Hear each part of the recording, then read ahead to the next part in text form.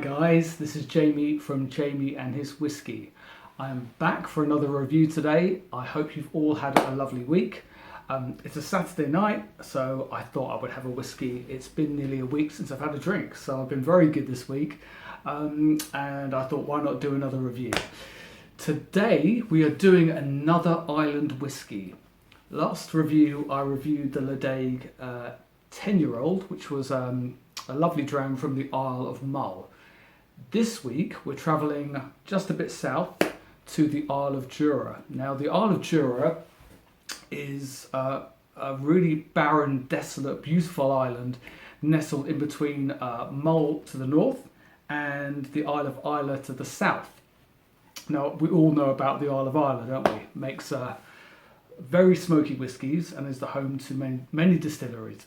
The Isle of Mull to the north has the Tobermory distillery, and the Isle of Jura, which we're talking about today, has just the one distillery, which is the Jura distillery. We're talking about a very barren island. I think there's about 200 people that live on an island, which is something like 300 or 400 square miles. So we're talking nearly a square mile per person.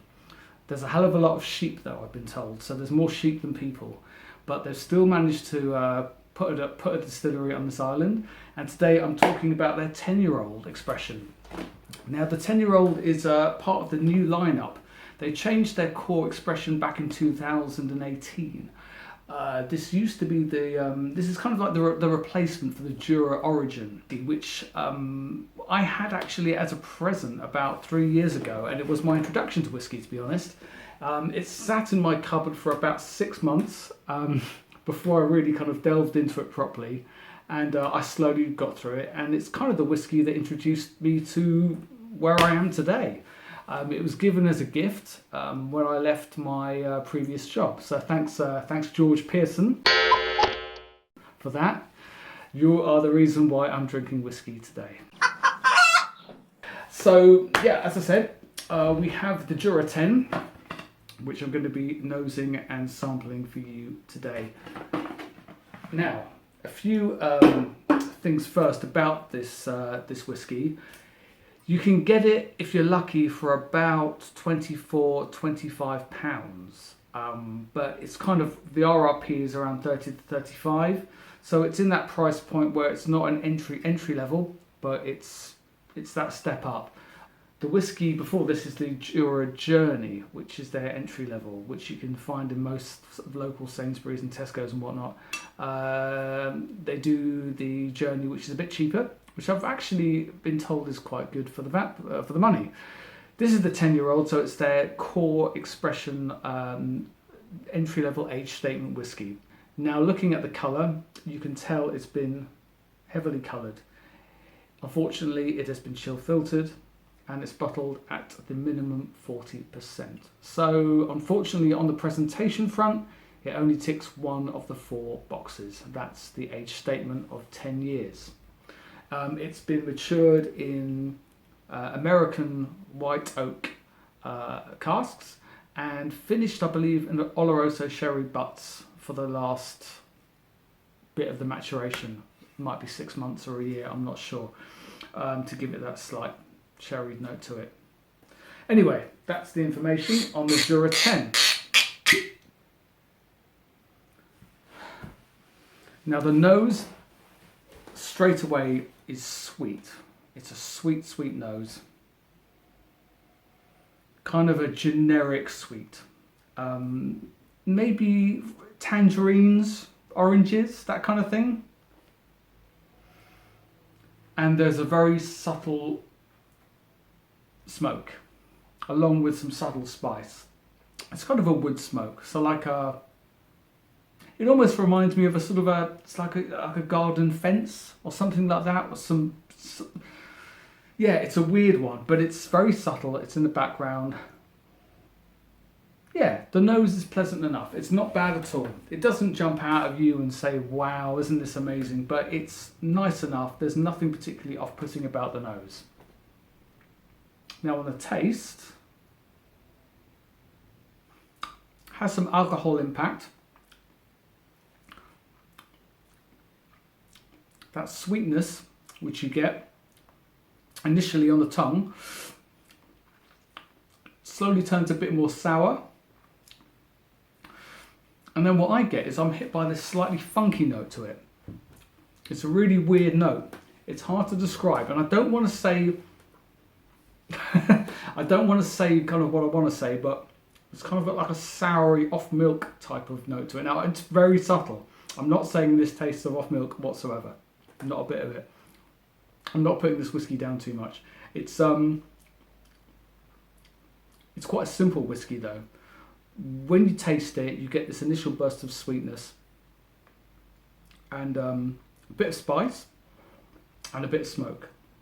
And then as the whiskey develops, you get this slightly funky note to it, as I said.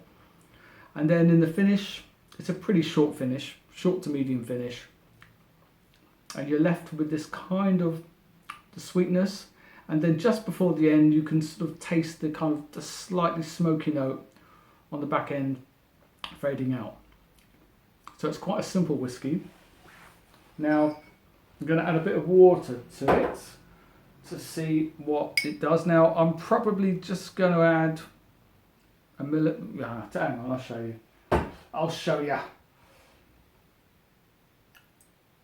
3 or 4 drops, just to see what it does to the whiskey. It's only 40%, so I don't want to drown the thing.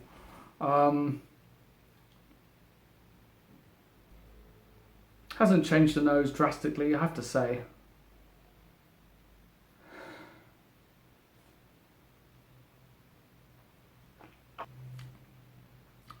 To be honest, the water,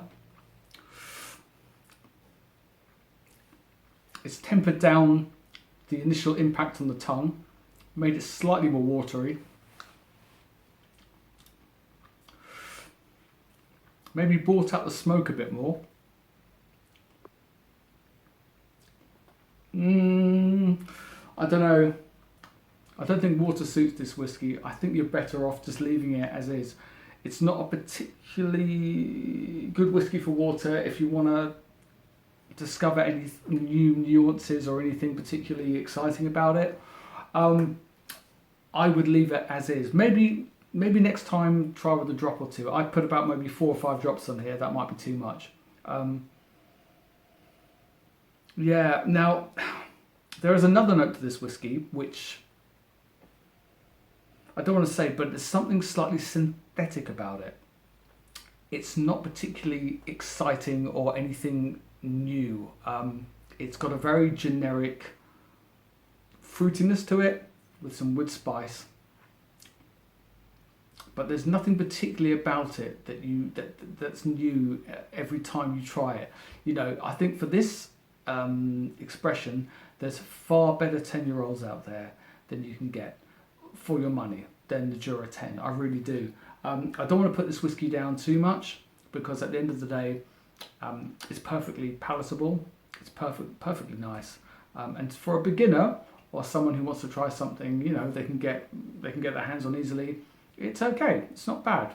And if you can pick it up for 25 quid, which I did, is it worth the money? Kind of, yeah. But would I buy it again? No, not for me personally. But if you're a beginner, try it out. I think it's important to try it out.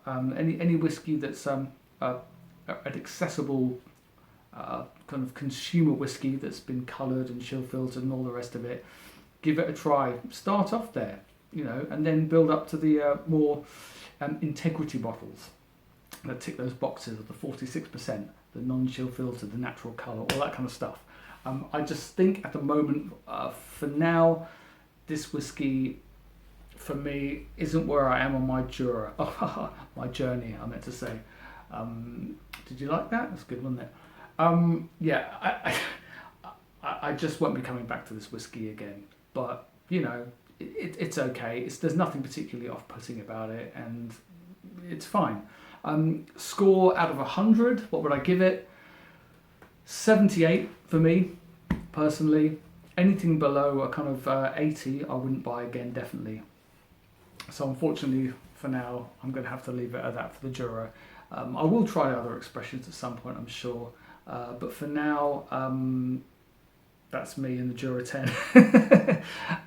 So yeah, not my favourite, but definitely worth checking out if you're a beginner and you want something that's going to be kind of approachable, fruity, you know, nothing too intense, and something that's not going to challenge you too much. And I think if you are a beginner, at that point, you know, in your journey, you're not going to want anything too, you know, too tricky. You want to have a good baseline to start from and work up from there, you know. But as I said, like at this level, you've got other choices. You've got like the Glenfiddich 12, you've got Glenlivet 12, you've got the Arran 10.